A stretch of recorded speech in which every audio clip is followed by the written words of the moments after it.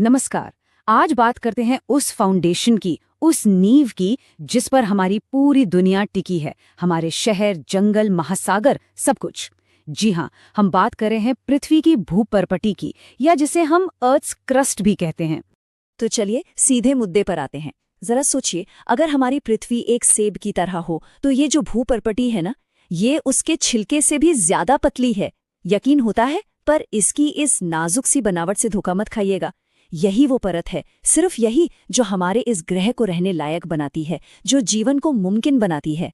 तो इस भूपर्पटी को ठीक से समझने के लिए पहले ये देखना जरूरी है कि पृथ्वी की इतनी बड़ी बनावट में आखिर है कहाँ। देखिए, पृथ्वी को एक प्याज समझिए, जिसमें कई परतें हैं। सबसे अंदर है धधकता हुआ कोर, फिर उसके ऊपर आती है मैंटल की एक मोटी परत, और सबसे बाहर, सबसे ऊपर है वो पतली ठंडी परत जिस पर हम सब रहते हैं, क्रस्ट। ये समझिए हमारे ग्रह की बाहरी त्वचा है। अब यहाँ से कहानी और भी दिलचस्प हो जाती है।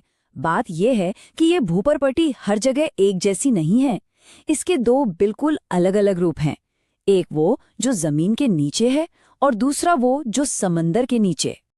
अच्छा, तो यहाँ इन दोनों में फर्क देखिए, कितना बड़ा अंतर है। एक तरफ है महाद्वीपीय क्रस्ट, मतलब वो जमीन जिस पर हम रहते हैं, हमारे घर हैं, पहाड़ हैं, ये बनी है ग्रेनाइट जैसी हल्की चट्टानों से। और दूसरी तरफ है महासागरीय क्रस्ट, जो समंदर की तलहटी बनाती है। ये बेसाल्ट जैसी भारी चट्टानों से बनी है। और दिलचस्प बात यह है कि ये ज्यादा घनी और नई भी होती है। पता है क्यों? क्योंकि ये समंदर के बीच में जो दरारें हैं ना, उनसे निकले लावा से लगातार बनती रहती है। और ये देखिए, ये स्लाइड उस अंतर को और भी साफ साफ दिखाती है। इनकी मोटाई में तो जमीन आसमान का फर्क है। जहां जमीन के नीचे की क्रस्ट 70 किलोमीटर तक मोटी हो सकती है, वहीं समंदर के नीचे ये सिर्फ 5 से 10 किलोमीटर ही मोटी होती है। ये फर्क जानते हैं कैसा है? जैसे एक मोटी किताब की तुलना एक कागज की शीट से कर रहे हों।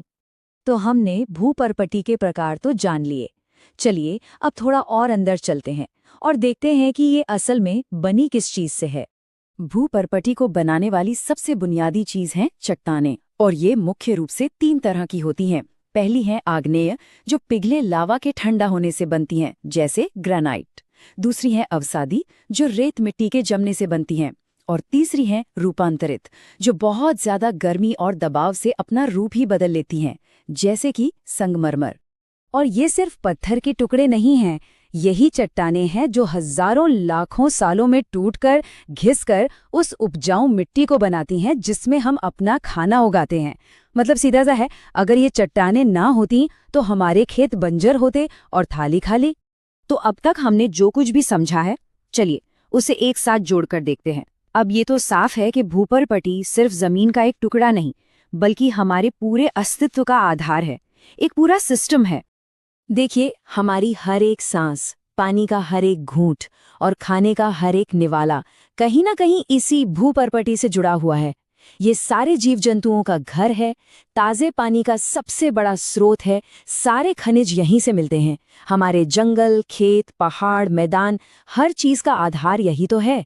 ये सिर्फ एक जमीन नहीं, बल्कि हमारा लाइफ सपोर्ट सिस्टम है। तो आखिर में एक सवाल पर आकर रुकते हैं जो सोचने कर मजबूर कर देता है।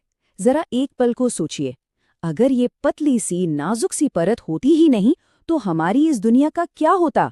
जवाब है कुछ भी नहीं, बिल्कुल कुछ नहीं। तो अगली बार जब भी जमीन पर कलम रखें तो एक पल को याद जरूर कीजिएगा कि ये कोई मामूली जमीन नहीं, ये एक बेहद नाजुक और अनमोल परत है। यही वो सीमा है जो जीवन और एक निर्जीव दुनिया के बीच खड़ी